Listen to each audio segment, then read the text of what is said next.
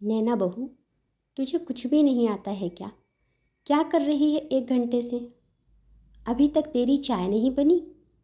अरे सुन जरा, सिर पर पल्लू तो कर ले। और हाँ, मेहमान आए हैं, जरा ढंग की चाय बनाना और उसे अच्छे से ट्रे में लेकर आना। और हाँ, तेरी साड़ी कायदे से बनी होनी चाहिए, इधर उधर नहीं होनी चाहिए। और भी ना जाने क्या क्या नैना को हर रोज़ सुनना पड़ता था। नैना की शादी के अभी 4 दिन ही बीते थे कि उसकी सास ने कह दिया कि मेरा बेटा तो मेरा रहा ही नहीं, वह तो बस तेरे गुणगान करता फिरता है।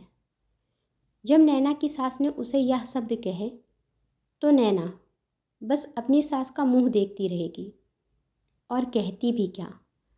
अगर एक शब्द भी मुंह से निकल जाता तो यही होता कि जुबान लड़ा रही है।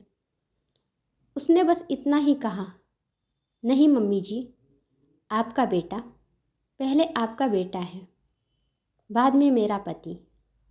आपका बेटा ही रहेगा।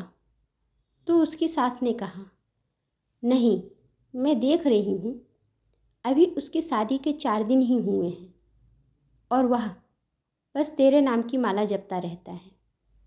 नैना कुछ नहीं बोली, बस अपने कमरे में चली गई और सोचने लगी कि क्या सच में ऐसा है? नहीं, ऐसा नहीं था, कुछ और ही था जो शायद नैना को नहीं पता था।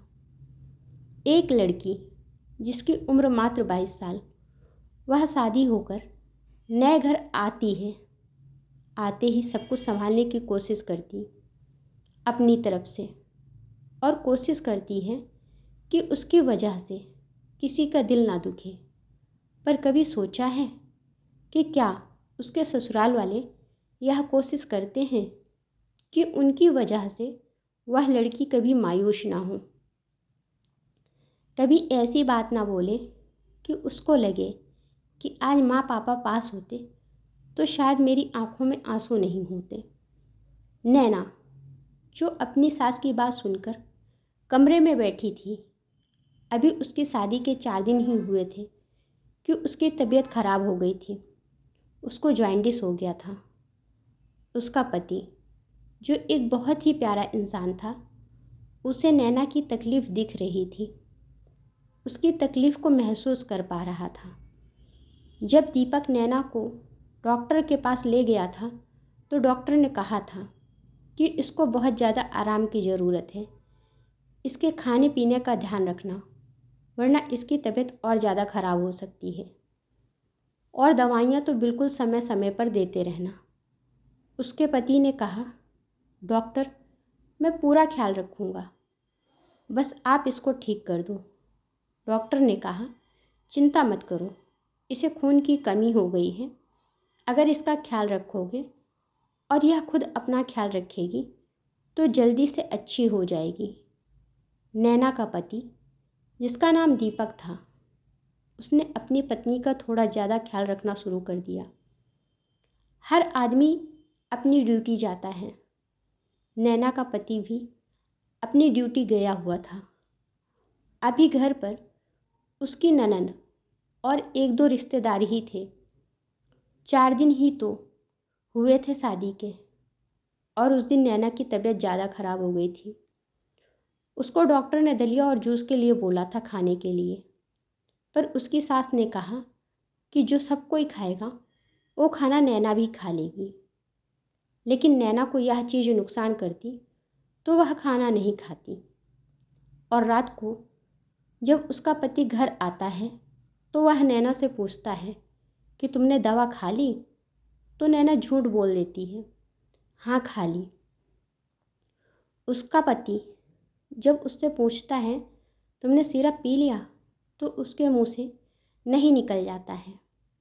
फिर उसका पति उसको सिरप उठाकर देने चलता है तो देखता है कि उसकी दवा रखी रहती है।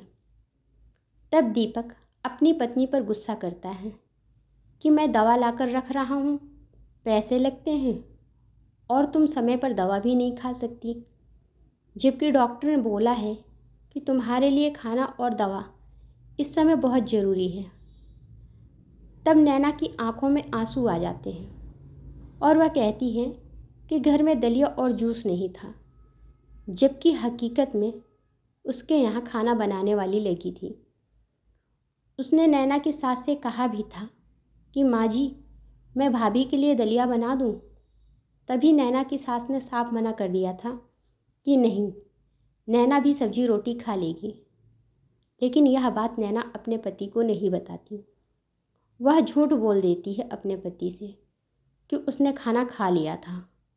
पर जब दीपक को पता चल जाता है कि नैना ने खाना नहीं खाया है, तब वह नैना पर गुस्सा करता है। तब नैना की आंखें छलक जाती हैं, पर वह दीपक को कुछ नहीं बताती है। वो दीपक से कहती है, बस मेरा कुछ खाने का मन नहीं था तो मैंने कुछ नहीं खाया। सुबह जब खाना बनाने वाली आती है, तब दीपक उससे कहता है कि जब दलिया ख़त्म हो गई थी तो तुम्हें बताना चाहिए था ना। तब खाना बनाने वाली कहती है, भैया जी, घर पर तो दलिया रखी है। अम्मा जी ने ही भाभी जी के लिए दलिया बनाने के लिए मना कर दिया था और कहा था जो सब कोई खाएगा वही वो भी खा लेगी, इसीलिए मैंने दलिया नहीं बनाई थी। दलिया तो अभी भी घर पर रखी हुई है। जब यह बात दीपक को पता चलती है तो उसे समझ में आ जाता है कि उसकी माँ ने ही नैना के लिए ना तो दलिया बनाने दिया और ना ही बाहर से जूस मंगाया। अब दीपक को अपनी माँ के ऊपर बहुत गुस्सा आता है और उसे नैना के लिए बहुत बुरा लगता है। फिर वह नैना के पास जाकर उसे प्यार से गले लगाकर उससे सॉरी बोलता है और कहता है कि मैं खुशकिस्मत हूँ कि मुझे तुम जैसा जीवन साथी मिला, जो रिश्तों को बचाने के लिए खुद को भी तकलीफ़ दे सकता है। अब सुबह नैना जब छत पर कपड़े सूखने के लिए डालने गई होती है, तब दोनों माँ बेटे में नैना के खाने और दवा की बात को लेकर बहस हो जाती है।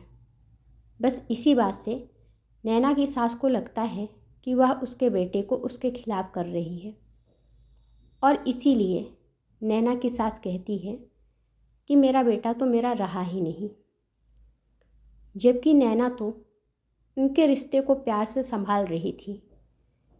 यह सब सोचते सोचते नैना की आंखों से आंसू बहने लगते हैं और वह सोचने लगती है कि मुझसे क्या गलती हो गई, और आंसू पोंछते हुए अपने कमरे से बाहर आती है। नैना की सास उसको देखती है और कहती है, तुम्हारे माँ बाप ने तुम्हें यही सब सिखाया? तब नैना गुस्से से कहती है कि मेरे माँ बाप ने जो सिखाया है, मैं दुआ करूँगी कि एक दिन वह आपको दिखे और आप मुझे अपना समझे माँ जी। अब नैना की सास के पास कोई उत्तर नहीं रहता। वह चुप हो जाती हैं और बड़बड़ाते हुए अपनी बेटी के पास चली जाती हैं, जो उनके कमरे में टीवी देख रही होती है। आप लोग बताइए, नैना ने इतना बोलकर सही किया या गलत? एक लड़की को शादी करके लाते हो और शादी के बाद घर में आते ही ससुराल में परिवार वाले उससे 40 साल की औरत की जिम्मेदारी निभाने की उम्मीद लगा कर बैठे होते हैं। पर क्या यह सही है कि एक लड़की अपने घर की रानी होती है, जो उसकी मर्जी होती है करती है, नहीं मर्जी होती है तो नहीं करती है। माँ बाप भाई बहन को प्यार से मना लेती है, नहीं करना है, नहीं जाना है, नहीं खाना है, और घर के लोग सब मान भी जाते हैं। पर जब हम ससुराल में आते हैं तो हम जो नहीं खाते हैं वह भी खाना सीख जाते हैं। कहीं आना जाना, घूमना फिरना सब परिवार वालों के ऊपर निर्भर हो जाता है। मानते हैं यह गलत नहीं है, पर कहीं ना कहीं लड़की से भी पूछूं तो उसकी खुशी पूछूं। आखिर वह आपके घर का हिस्सा है। आपका भी फर्ज बनता है कि आप उसे उसकी खुशी दो। और हाँ, सब लोगों से हाथ जोड़कर एक विनती है कि किसी भी बेटी के माँ बाप तक ना जाया करो। हर माँ बाप की कोशिश रहती है कि अपनी बेटी को अच्छे संस्कार दें। हो सकता है शुरुआत में आप लड़की को ना समझ पा रहे हो या वो आप लोगों को ना समझ पा रही हो, पर उसे मौका दें। धीरे धीरे प्यार से समझाओगे तो आप ही के घर की सदस्य है, समझ जाएगी। आखिर है तो आपकी बहू ही ना। आज शादी के 8 साल बाद नैना की सास को नैना अपनी बहू नहीं बेटी लगती है और वे दोनों बेस्ट सास बहू जोड़ी हैं। कहानी अच्छी लगे तो लाइक करें और मेरे चैनल को सब्सक्राइब करें। धन्यवाद।